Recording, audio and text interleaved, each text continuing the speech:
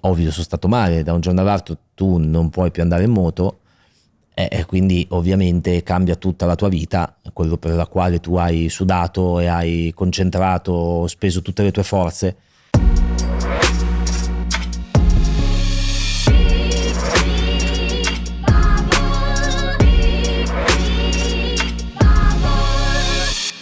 Ciao a tutti ragazzi e bentornati in Mic Bubble. Oggi edizione speciale in quanto ci troviamo negli uffici, negli studi di Prometheon, e oggi ci sarà un ospite speciale, ma come sempre con me il mio host Filippo Carloni H. Fisci. Ciao a tutti.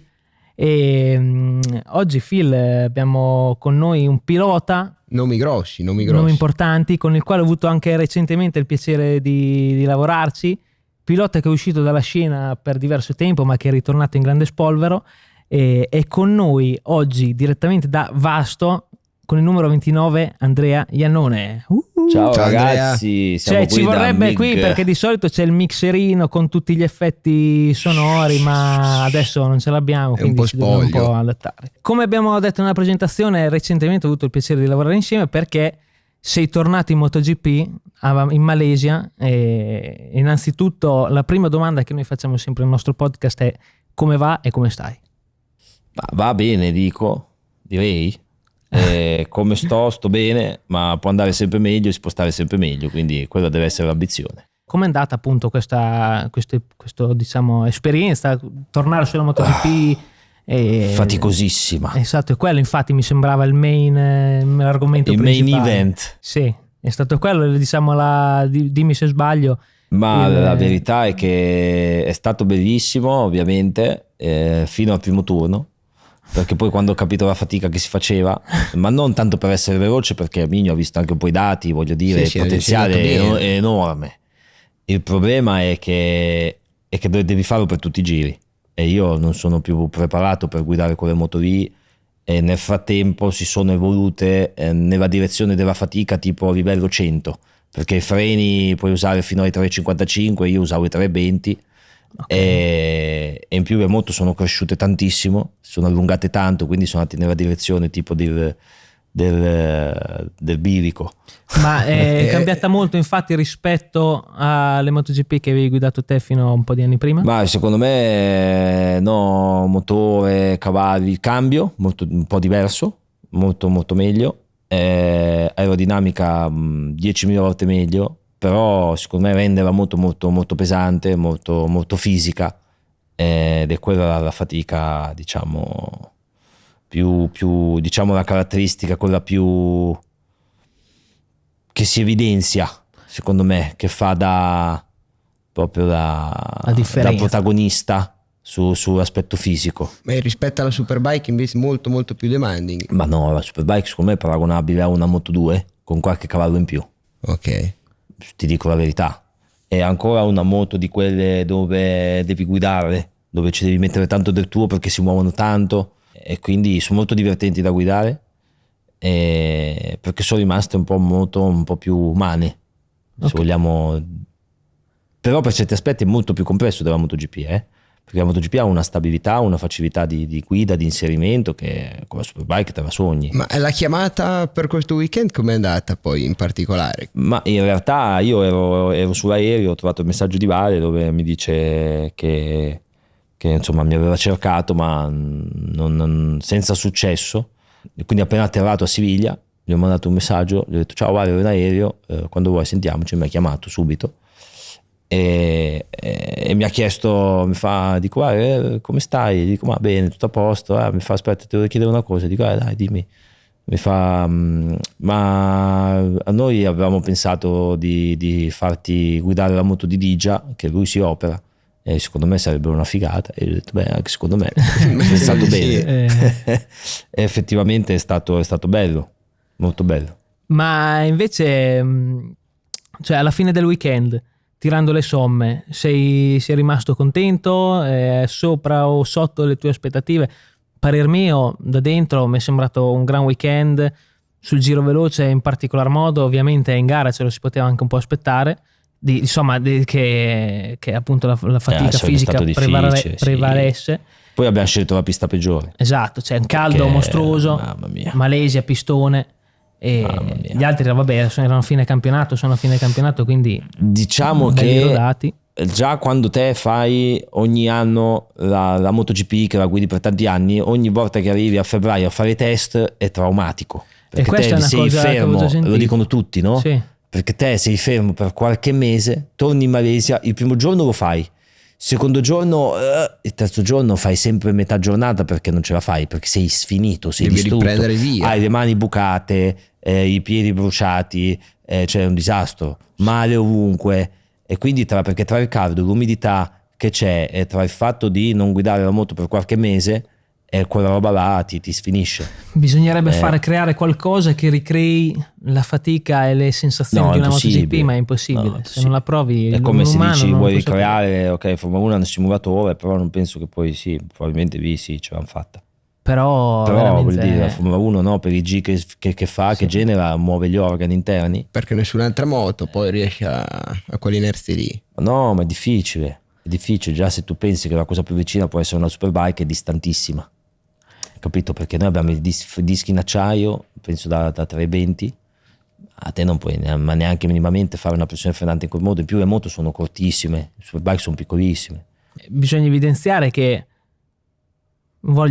rispetto ad altri che hanno fatto hanno avuto la tua stessa possibilità, devo dire, visto che posso dire che sei stato un mio pilota per quel weekend, nel senso che lavorando nel team, vero, sei stato, da evidenziare il fatto che hai preso 8 decimi da Marquez, che era il riferimento con quella moto lì, e anzi stavi per passare in Q2, quindi sinceramente noi ci aspettavamo un bel approccio, un bel esordio, ma però non così tanto, sinceramente. Peccato che insomma io avrei preferito in gara di poter essere un po' più vicino, invece è stato proprio durissimo, perché ogni volta che ho provato a spingere, tipo nella sprint infatti ho fatto 59,7 in gara, che non era neanche malissimo come tempo, no?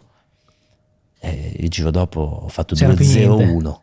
Cioè capisci che da 59,7 a 2,01 e 2,2,01 e 3, cioè senza quasi 2 senso, secondi, perché il fisico un secondo e 3, un secondo e 4 dal giro prima, ero morto, ma non perché non potevi farlo, dice ho finito la gomma, no, non ce la facevo a frenare, mi arrivavano i testicoli sul serbatoio perché non riuscivo più a tenermi con le braccia, quindi mi si piegavano e davo delle testicolate sul serbatoio incredibili, e in ogni frenata dico ma dove vado? Come faccio a finire la gara? Già la sprint, quindi quando sono finito dico ragazzi, ma domani la gara non è possibile. Ricordo un po' di la mattina camminavo sui talloni perché avevo dolore anche alle dita dei piedi. Ma il vostro rapporto lavorativo come è stato, tra l'altro? Perché siete stati colleghi. Sì, Migno. Io faccio molto meno di quello che dovevo fare lui. Fisicamente tutto a posto. Sì, stai da dire. Migno arrivava con i video, però è bello vedere dove si fa. Tra l'altro in alcuni punti in accelerazione riuscivo ad essere molto efficace, no? Tipo alla 11 perdevo un po' di inserimento, poi in accelerazione super efficace. Era bello vedere che si poteva fare tutto, perché il potenziale è lì. Se fai 2 o 3 test, capito, ti metti un attimo a posto, perché in realtà poi non abbiamo toccato niente, perché non aveva neanche senso. Ma detto così a caldo, diciamo, l'obiettivo comunque sarebbe una domanda da fare alla fine, ma visto che siamo in tema, ti piacerebbe ovviamente tornare in MotoGP? Pensi ma no, possa essere nei tuoi piani? No. Però visto questi tempi sul giro secco, anche mi viene da dire che con l'allenamento giusto, con il via giusto, non è così impensabile, no? Beh, secondo me il potenziale potrebbe esserci, ne sono certo, perché altrimenti non lo direi neanche, però l'ho visto, penso che anche Davide, la squadra che guardavano i dati, si sono resi conto che insomma comunque fino a curva 9 che si frena poco, insomma c'erano dei giri che ero allineato ai migliori, ecco. Sì, ma secondo me fino a curva 9, poi perdevo un po' secondo me nel T4 con le frenate lunghe. Nella frenata lunga lì perdevo tanto, e nella 12 perdevo abbastanza, se no per il resto. Ma diciamo che poi questa wild card, diciamo questa sostituzione è stata anche frutto di un bell'anno in Superbike, perché vorrei parlare dell'esordio con podio subito alla prima gara, Sì, dopo però il ritorno. mi ricorda, cioè per voi è bellissimo, però se tu pensi che in Australia io stavo vincendo la gara, mancavano 2 giri, ero davanti, ho detto adesso inizio a spingere perché stavo risparmiando le gomme e a un certo punto se ne esce la manopola, quindi ho perso la No. vittoria all'esordio. Non ti sei accorto che nella Non mi ricordavo nella di Super questo. Pro Race io ero in testa, mancavano 2 giri e a un certo punto ero 13esimo. Ho perso la manopola e quindi c'era tutto l'olio sotto il guanto, Ah, mi sì, scivolava dopo, la vabbè. mano e sono impazzito. Dico no, Giustamente. potevo vincere una gara nel weekend. Anche in gara 2 hanno bloccato bandiera rossa Sì. e anche lì Beh, ha però fatto 28 e mezzo in gara. esordio, cioè, già interessante. Poi Sì, però quando vedi che può fare Certo, quelle robe tira- lì sì, tira il è la culo. storia. Ma te Sì. lo aspettavi di essere subito No, non me l'aspettavo. sì, ma lui fa il modesto perché anche l'altra ma volta infatti, no, no, è non me dura, l'aspettavo. di qua di là, poi è entrato, tipo il perché primo non turno, sembrava una no. casualità, voglio dire. Sei No, arrivato ti lì. dico la verità, no, siamo andati abbastanza bene nei test, tutto ok, però comunque quando è il momento i factory fanno lo step, quindi ho detto adesso vabbè, noi i test li abbiamo fatti bene, facciamo la qualifica, sì, ma poi quando è il momento loro in gara riescono sempre a fare la differenza. Però in Australia poi mi sono reso conto, ho detto le gare sono divise in 2 perché facevamo 10 giri e 10 giri, quindi Esatto. facevi Ah, cambiavi dai. la gomma, tipo Sì. pit stop, no? E secondo me lì il fatto di non dover, capito, gestire la gomma per tutta la gara consecutiva Ti ha probabilmente ha aiutato un po'. Però poi è arrivata la vittoria vera. Sono Aragon. più bravi loro a fare i calcoli nel box, quello buono. Beh, sì. Hanno Tanto- studiato di più. Esatto. Sono Diciamo che hanno laureati. strumenti in più. Hanno qualche strumento in più. Però poi dicevo appunto Aragon durante tutta la stagione comunque sempre là davanti, è arrivata la prima vittoria e quella è stata forse la ciliegina sulla torta di un anno, di un buon anno secondo me. Io non mi aspettavo di riuscire a vincere una gara già al primo anno, ma neanche di fare comunque i 5 podi che ho fatto, no? Perché se comunque, cioè ti dico la verità, comunque Danilo è uno di quelli che va forte, uno di quelli che ha vinto delle gare MotoGP, è uno di quelli che insomma è sempre andato forte, ci ho sempre corso insieme, quindi è molto forte Danilone. E comunque io mi basavo sul fatto che comunque lui lo scorso anno anche quando ho parlato con Gigi la prima volta, mi fa guarda che comunque anche Danilo, no, cioè è arrivato dal campionato americano e sta facendo un po' di fatica.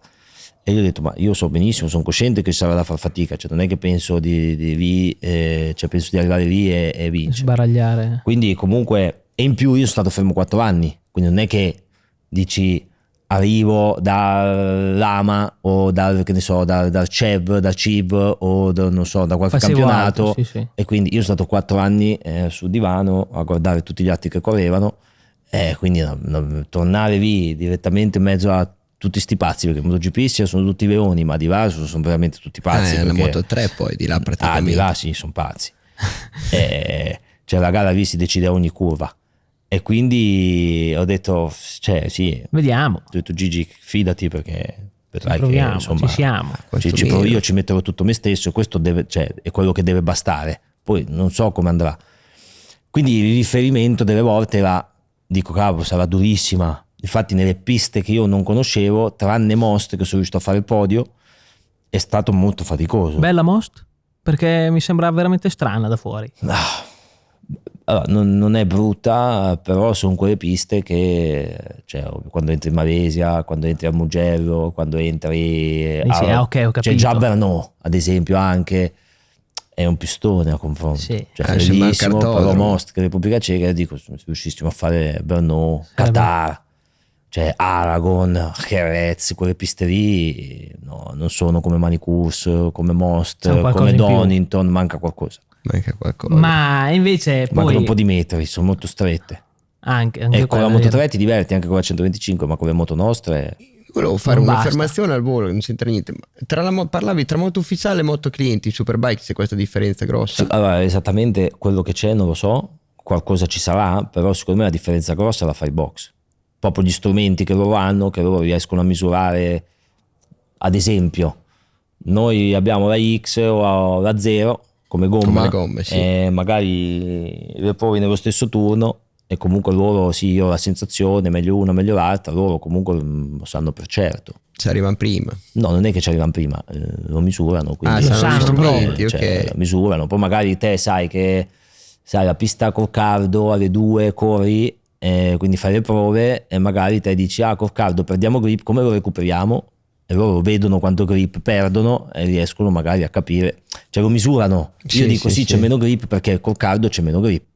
Poi tocca andarci dietro. Però invece loro sanno già, non so, magari preparati. pensi alziamo la moto un pochino, non lo so, ti faccio un esempio. Sì. Loro misurano, riescono a sapere quella roba là e sanno anche come compensare magari quella cosa, poi magari non riesci del tutto.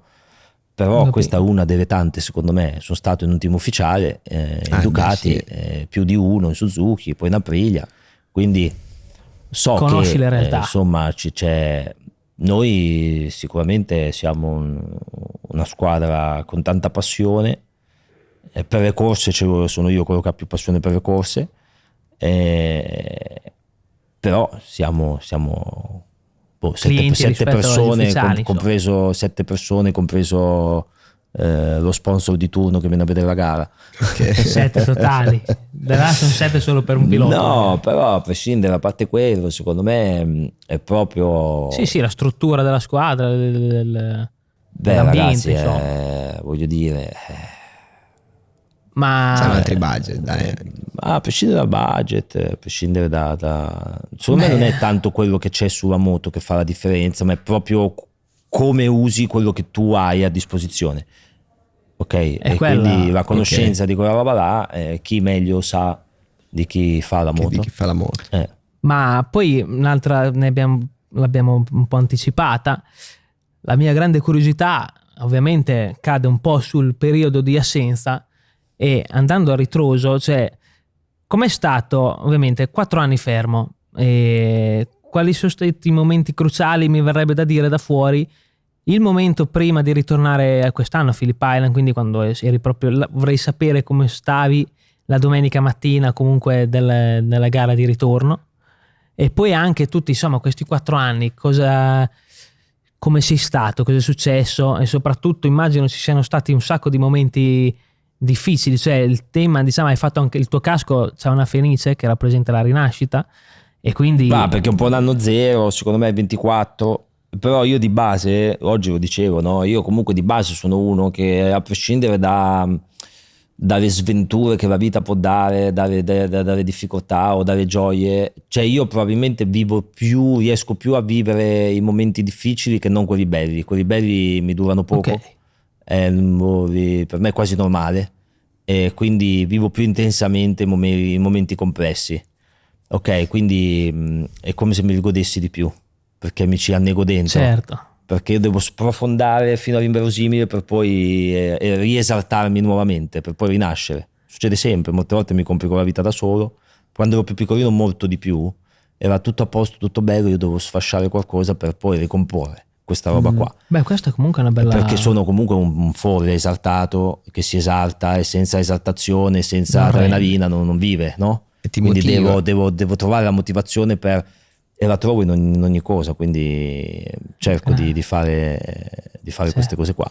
Quindi ti dico, ovvio, sono stato male, da un giorno all'altro tu non puoi più andare in moto, e quindi ovviamente cambia tutta la tua vita, quello per la quale tu hai sudato e hai concentrato, speso tutte le tue forze, e da un momento all'altro, e ovviamente perdi anche tutti i punti di riferimento, perdi tutte le tue certezze. Io avevo un programma, dico vabbè 19, magari faccio un altro rinnovo, poi magari mi fermo, non volevo correre fino a... E poi forse questa cosa qua, un po' il karma, dico io non correrò fino a 37-38 anni, ecco, adesso mi toccherà farlo. Adesso hai voglia di farlo. adesso sei più voglia. Adesso lo devo fare. Però insomma è un po' quella cosa lì che mi è cambiato. Pensavo di smettere, facevo altri 2-3 anni, poi smettevo e mi dedicavo ad altro, no? E invece mi sono ritrovato lì da un momento all'altro senza tutte quelle cose là.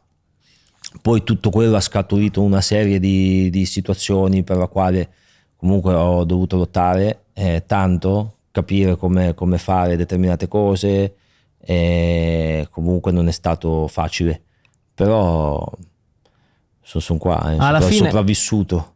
Sì, alla fine, cioè, l'hai vissuta male, ma alla fine hai tirato fuori qualcosa di buono. La voglia di vivere non l'ho mai persa, e neanche la voglia di c'è il sorriso anche.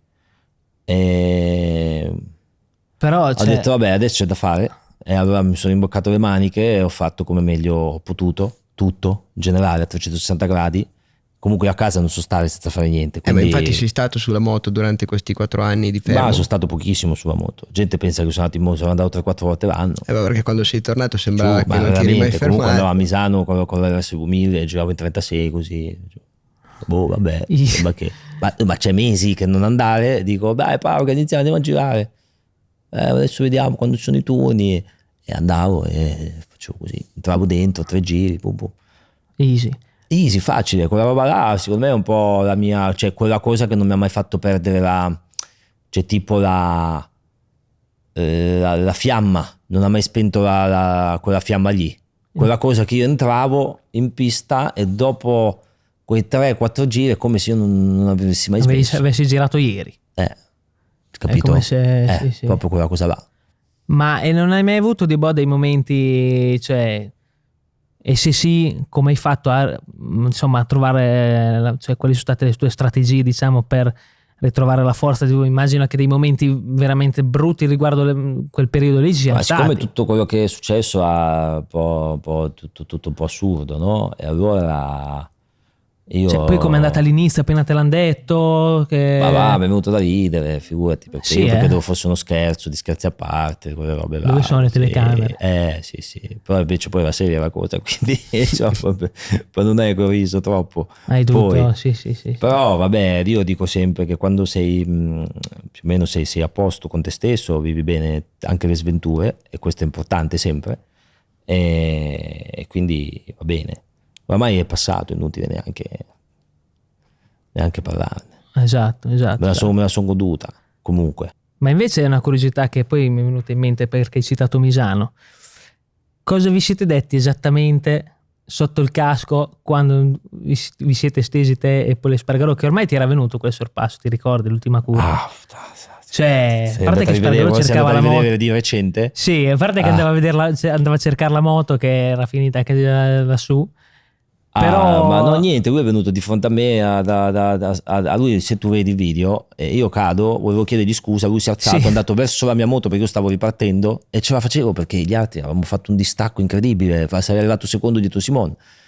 E invece lui è arrivato, mi ha dato un pugno sulla carena della moto, si è smontata la carena e non andava più avanti. E ho detto no, posso dire cosa ho pensato. Allora sono andato convinto di essere senza casco, senza niente, ci ha dato tipo una testata, però avevo il casco. Quindi ho detto non gli ho fatto neanche niente. Ma in realtà poi quando sei così piccolino, perché avevo 2009, avevo 17-18 anni, e sono cose così, costata cara anche lì. Quali erano i tempi della 125? Pagata a caro prezzo. Te hai corso con la 125, no? Secondo te qual è stata... Perché pagata a caro prezzo perché il team non mi ha più pagato quell'anno lì. Ostia. Sì, con la scusa che lo sponsor aveva tolto le scritte dalla moto, quindi non ho preso neanche un centesimo di quei soldi. Ostia. Di quell'anno, e vabbè, è inutile pensarci, dai. Sì. Ma io volevo dire, è stata te hai corso nella 125 ancora, era quella volta 2 tempi. Certo. Secondo te è stata una scuola ottima? La migliore, stupenda, poi che bello, a chi piacciono i 2 tempi, io mi ero ammalato. Tu pensi che io sono passato praticamente, penso, gli anni della mia adolescenza chiusi dentro un garage con i carburatori in mano, cilindri, ruvi, variatori, cioè un bel background. Ma la prima Polini Evolution che mi sono comprato l'avevo messa di fianco al letto, proprio c'è il cuscino, la mia testa e la marmita qui davanti, dai, dentro la busta quella di plastica lì, perché quando la tiravi fuori era un po' unta, allora non potevo tirarla fuori nel letto, mia mamma mi ammazzava, allora ce l'avevo lì. Grande, mi ci raccontavi tipo anche lo sacchiotto. Avevo l'Evolution al posto del Peluche, una bella espansione della non ci dava mica l'Evolution. Ma tu mi raccontavi l'altro giorno anche in Malesia che appunto gran background, gran passione fin da giovane, anche a Vasto, appunto, cioè tu vieni da Vasto che non mi sembra un gran, cioè la culla dei campioni, insomma, non penso sia stato, cioè non si pensa sia stato facile. È una città Vasto, stupenda, tra l'altro c'è il mare, si sta da Dio. Però no, di moto niente. Dei gran motorini, una gran passione. Gran motorini, avevo tanti amici che lavoravamo in motorini, facevamo da matti, ma Pensa cosa facevo io, ti racconto una storia. Vai. Allora No, perché le storie me ne io racconti avevo il bellissime. motorino che andava più forte di tutti, ok, e tra l'altro a un certo punto mi dava fastidio, sai, quando iniziavi ad andare dietro tipo alle ragazzette così, capito, un po' così, e allora mi dava fastidio che faceva rumore sto motorino, poi faceva un fumo della miseria, e allora io avevo rimesso il filtro originale e la marmitta originale, ma tutto Evolution. Ok. Di Tappato. facciata, per fare, sobrio. capito, per fare quello lì, capito, che era con motorino che non fa Umile. rumore, tutto, capito, e tutti i Tappato. miei amici con ste marmite, però il mio andava più forte comunque, nonostante avevo la marmita, il filtro, tutto, però il mio andava più forte. E non c'era rischio con i E carabinieri. allora io, siccome avevo sempre bisogno di soldi, non ne avevo molti, e allora mi ingegnavo. Avevo le lattine della Magicas, sai, la Magicas è un additivo che va in mezzo alla benzina, e nell'armadietto del garage, che usavamo per le minimoto. Ok, e allora ai miei amici dicevo, se c'è una modifica, però non te la posso dire, però se vuoi, costa 20 euro, vieni domani a casa e te la faccio. Allora i miei amici venivano e allora io rimandavo, gli dicevo prendi l'ascensore dal garage, c'era la porticina che ti portava nel palazzo, e dico prendi l'ascensore, vai al quarto piano e riscendi. Allora io prendevo il misurino, mettevo l'additivo, mi sentivo nel serbatoio, Vai. dico, vai con motorino a provare. E tutti dicevano vieni col pieno, mi raccomando. Quindi arrivavano, andavano a provare il motorino, dicevano sì, va più forte. E dico ok, allora prendevo i soldi. Solo che quando finiva la benzina. Solo che quando finiva finiva la il benzina pieno, questo motorino cioè. non andava più come prima, capito? Quindi era bellissimo. Bella. Oh, mi sa che mi si è spompato, Storia. non va più. sì, non va qua di più, là. Vieni, non va mettiamo più. un'altra tanichetta. E la passione per le moto come ti è nata? Da prima? Mio fratello ha iniziato prima di me con le minimoto, ma in realtà l'ha Angelo avuta sempre- Rider, quindi iniziale di minimoto. Ah beh, Angelo cioè, correva concorsi, col SIC Non lo sapevo. prima di me, sì. Grande. Sì. Sì, lui ha iniziato prima di me. Non lo sapevo, grande Angelo. Sì. Poi a un certo punto ha corso anche con me, quando ho iniziato io, e poi lui ha detto basta, perché aveva capito che far correre tutti e due costava, allora ha scelto lo sport che costava meno, il calcio. Già lì si è iniziato a vedere l'amore che aveva nei miei confronti, quindi dice ma questo già rompe le scatole da piccolino, devo mollare le moto perché se no, capito, tutti e due non possiamo. E però tipo lui era il Biaggi, ti faccio un esempio. Ok, Lui era tipo- pulitissimo, ok. precisissimo, come una guida, io ero un disastro, la prima volta che ero in terra, perché ho un video a casa che fa spavento, perché mio padre ovviamente mi diceva sempre devi tenere aperto, devi aprire prima. Per mio padre funzionava solamente Tutto full. frenare tardi e accelerare il prima possibile, prima possibile. e non chiudere, quello era per andare più forte. È facile così, Sì, no? un po'. E allora pensa, eravamo a questa pista a Giulianova e stavamo questo giorno d'allenamento, stavamo girando, e allora dovevo fare questo tempo, ma mi mancavano 2-3 decimini e non riuscivo. E mio padre Tipo si gli mette in ultimi questa 2-3 curva e decimi. fa allora te vieni qui ma non chiudere. Io dico papà ma non si può fare piena la curva, è impossibile. Fa no te devi provare a farla piena. E io una volta, due, e non vedevo, non ci stavo, e papà non va, non ci sta, e a un certo punto mi metto a piangere, dico papà non ce la faccio, è impossibile. Mi fa no, si fa, credici. Ho detto va bene, adesso ci credo. Arrivo, faccio questo rettilineo di dietro, c'è un dossetto, faccio questo dosso tutto esterno, non chiudo il gas ma chiudo gli occhi perché sapevo che sarei caduto, me lo ricordo come fosse adesso. Sbriciolato. Sbriciolato, la moto supera la rete, si spezza in due, la minimoto spezzata in due. Mio padre mi dice come stai, stai bene? Ti avevo detto che non si faceva, io già piangevo, capito? Quindi però c'è questo filmato. Ma, Sì, e mio padre poi corre, andare a prendere la minimoto, i pezzetti, no? ma tutto perché appunto tu tuttora hai la tua supporto familiare, perché Angelo, se non sbaglio, e anche tuo babbo vengono con te alle gare. Ma sì, Sono mio state papà figure mi dà una importanti, mano no? nelle gare, mi viene per la borraccia, Ti fa da dà una Uccio, mano, diciamo. sì, da Uccio, diciamo. E mio fratello è più contento se non viene alle gare, Ok. però è obbligato quando... Ma adesso ultimamente, ovviamente quest'anno no, quando aveva voglia veniva, quando non aveva voglia non veniva, infatti penso sia venuta 1 o 2 gare, non è che... Angelo sta bene lontano da me dalle gare, non è che... Meno ti vede più contento è. Sì, comunque da sopportare ce ne vuole. E invece Com'è stato vincere in MotoGP? Uguale a vincere in Moto2 o comunque Ma peccato portare la che Ducati e rivincere dopo 6 anni? secondo me, ecco, ho lasciato la Ducati nel momento più bello. Questa è stato secondo me la cosa che Forse il rimpianto della tua carriera sì, fino adesso? forse l'unico impianto più grande che ho nella vita è quello. Ma come mai hai fatto questa scelta? Ma ha fatto sta scelta perché sì, perché sì. Non ci sono grandi, motivazioni. Beh, comunque per andare in Suzuki ufficiale era un progetto ambizioso. Era poi- una vite, tra virgolette, tira molla, qua là, però niente, alla fine niente. Fine del vabbè, dai, Suzuki. voglio dire, comunque questa mia scelta ha fatto sì che magari qualche pilota abbia avuto una carriera sicuramente incredibile che non avrebbe magari non fatto se io non fossi andato via. Dichiarazione importante, ci Sì. sta. Bello. Ci sta, sì, se analizzi le cose probabilmente se a cambiare non fossi stato io, avrebbe dovuto cambiare qualcun altro e probabilmente non avrebbe fatto tanti anni che sono stati, Ne avevamo che sono venuti a parlato. seguire. Poi la Ducati. È la verità. È vero, può essere, sì. E nel complesso però c'è da dire che secondo me anche in MotoGP sei soddisfatto fino adesso della tua carriera, cioè avresti voluto appunto... Ma semplicemente perché è molto strana. Perché Però dici? quasi sempre in team ufficiali, comunque è una carriera di Sì, livello. bello, penso che sicuramente magari col senno di poi aver potuto ottenere di più, se avessi fatto delle scelte probabilmente diverse in alcuni momenti, però col senno di poi siamo tutti Sì, più bravi. infatti, è anche difficile. La verità è che da dove vengo io, per come sono cresciuto, eccetera, da noi non c'è la cultura dei motori, pensi che ero l'unico che aveva la minimoto, che faceva le gare, da noi non c'era niente. Quindi noi abbiamo fatto tutto da soli, siamo partiti da zero, da lì mio padre aveva questa passione, ci portava a fare gare, ma non è che avevamo niente che dici una guida, una cosa, quindi tutto quello che abbiamo fatto è sulla nostra esperienza. Quindi è ovvio che commetti anche degli errori e quindi col senno di poi se ti volti indietro, guardi un po' indietro e dici cavolo, ad oggi, con l'esperienza di oggi, tante cose le faremo in modo diverso, però è anche bello.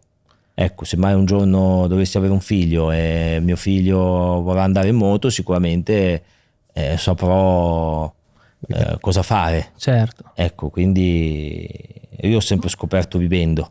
Ma invece obiettivi futuri vorresti rimanere in Superbike? Perché prima hai detto che in MotoGP non ci pensi più di tanto a tornare. Ma no, Hai l'idea di raggiungere il team ufficiale? Non so. Ma no, sarei curioso di capire come cambia la GP.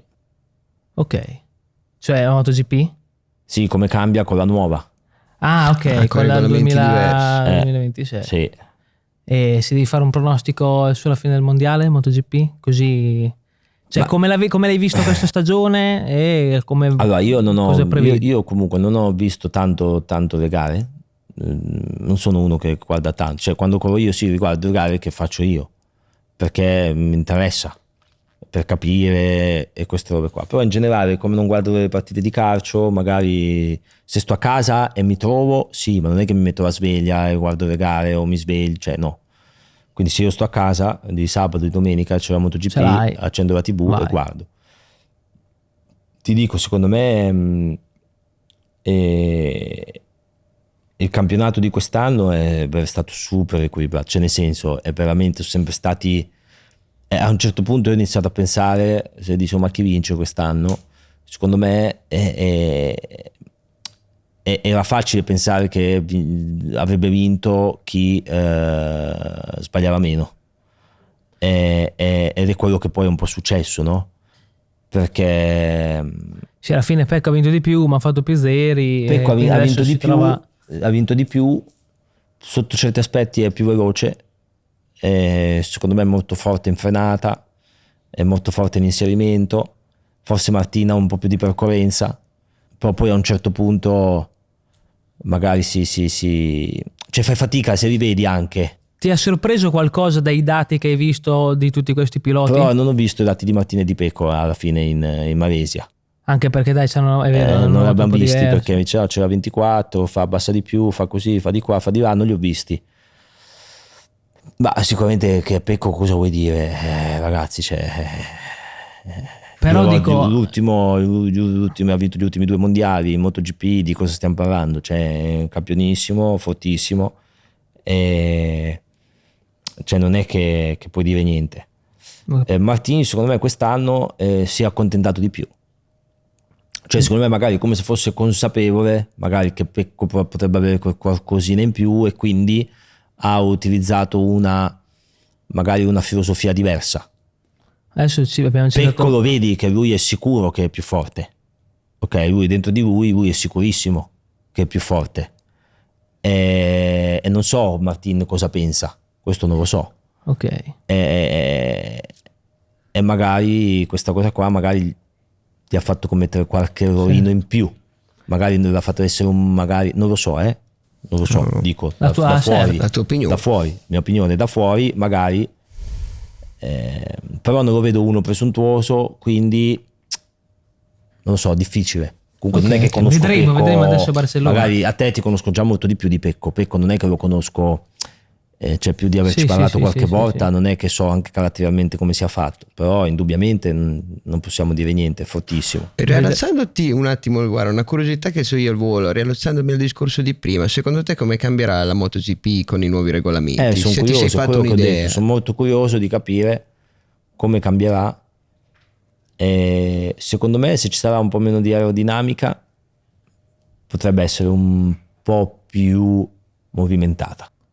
Sarà un po' più di nuovo il pilota, dice, a fare un po' più di differenza, o comunque a doverla gestire un po'. Sicuramente fa sempre la differenza, però sempre un po' meno, perché a me con tutti questi sistemi, a parte che già se ti c'hai un abbassatore che abbassa 1 millimetro in più, già c'è un grande vantaggio. Te dalla moto di 4 anni prima hai notato che comunque ma sono molto più facili le moto, veramente l'unico difetto, che poi bisogna capire quanto io non sono più abituato a queste moto o quanto realmente sono diventate più fisiche. Ok, perché per logica sono diventate più lunghe, i freni sono molto più grandi, quindi per logica è più faticoso. Però in verità io sono tanti anni che non guidavo una MotoGP, quindi i freni in carbonio fanno tanta differenza rispetto ai freni in acciaio, quindi magari io non sono mai più arrivato a uno sforzo fisico del genere, perché la Superbike non lo richiede. Certo. E quindi magari sono arrivato lì e mi ha spezzato in 2, oppure magari sono tanto peggiorate a livello fisico, diventate tante più impegnative. Questo io adesso non posso fare una mia idea, perché per logica vedi le moto che si sono ingrandite tanto e i freni sono più grandi, vanno più forte, e allora c'è più carico aerodinamico, allora dici questo sull'aspetto fisico sicuramente è peggiorativo, influisce. E poi come sempre noi a fine episodio andiamo a illustrare un po' il casco, che è la personalizzazione principale dei piloti. Qua e però questo diciamo è abbastanza semplice, però è molto semplice, semplicissimo. Io te lo tengo, tu ma non ce lo spieghi alla fine. Ma che vuoi spiegare? In back sono tornato, la bandiera scacchi, sono tornato nelle corse, e via, basta, semplice. Grande perla. Ecco un'altra grande domanda. Il soprannome Maniac, da che cosa? Da Bari. Okay. Sai che noi eravamo sempre nel motorhome insieme, la sera spesso e volentieri, e alla fine della sera va in Bari e fa da oggi sei Maniac. The Maniac. Esatto. Grande. E Crazy Joe, perché una volta eri anche Crazy Joe. Sì, una volta ero Crazy Joe. Sempre Crazy Joe, perché da noi a Vasto, in dialetto vastese, si diceva, una volta chiamavi uno e facevi Joe. Crazy è matto. Ok. Dicevo Joe Lumat vuol dire Joe il matto, vuol dire Crazy Joe. Esatto. Ragazzi, questo è Mick Bubble direttamente da Prometeo. Oggi con noi Andrea Iannone, non mi rimane che di nuovo ringraziarti. Ciao Andrea, grazie. A presto, ciao ragazzi, grazie ciao mille. a tutti. Ciao Mani. Ciao.